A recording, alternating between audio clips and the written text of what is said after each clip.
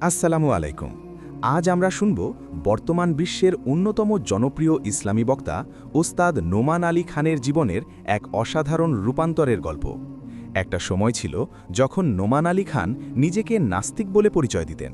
তার কাছে ধর্ম মনে হতো মানুষের স্বাধীনতা কেড়ে নেওয়ার একটি মাধ্যম। কলেজে পড়ার সময় দর্শনের নানা তত্ত্ব তাকে ধর্ম থেকে দূরে সরিয়ে দিয়েছিল। কিন্তু এক রাতে তার জীবনে ঘটে যায় এক অলৌকিক পরিবর্তন। তিনি স্বপ্নে দেখেন তিনি নিজের কবরে শুয়ে আছেন। কবরের চারপাশ থেকে পানির বদলে আগুনের ঢেউ আছড়ে পড়ছে তার উপর, আর ওপর থেকে এক গম্ভীর কণ্ঠস্বর বলে উঠছে, এসব কিছু ঘটছে কারণ তুমি ইবাদত করো না। ভয়ে ও কান্নায় তার ঘুম ভেঙে যায়।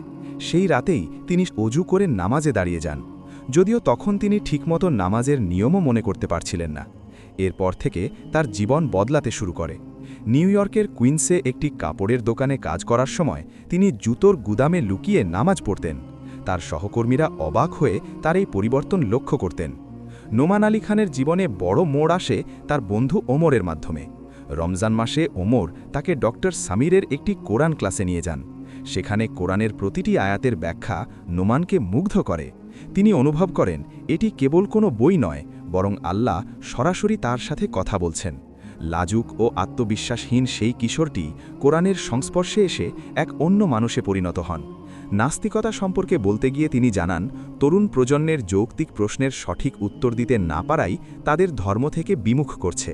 তাই ইসলামকে গভীরভাবে অধ্যয়ন ও বুদ্ধিমত্তার সাথে উপস্থাপন করা প্রয়োজন। পরিশেষে ওস্তাদ নোমান আলী খান তার সব কাজের জন্য আল্লাহর কাছে কবুলিয়াত প্রার্থনা করেন। তিনি মনে করেন তার মাধ্যমে যদি কেউ উপকৃত হয় তবে তা সম্পূর্ণ আল্লাহর রহমত। নোমান আলী খানের এই গল্প আমাদের শেখায় যে পথ হারানো যে কোনো মানুষই সত্যের আলোয় ফিরে আসতে পারে যদি তার হৃদয়ে অনুসৃচ্ছু মন থাকে।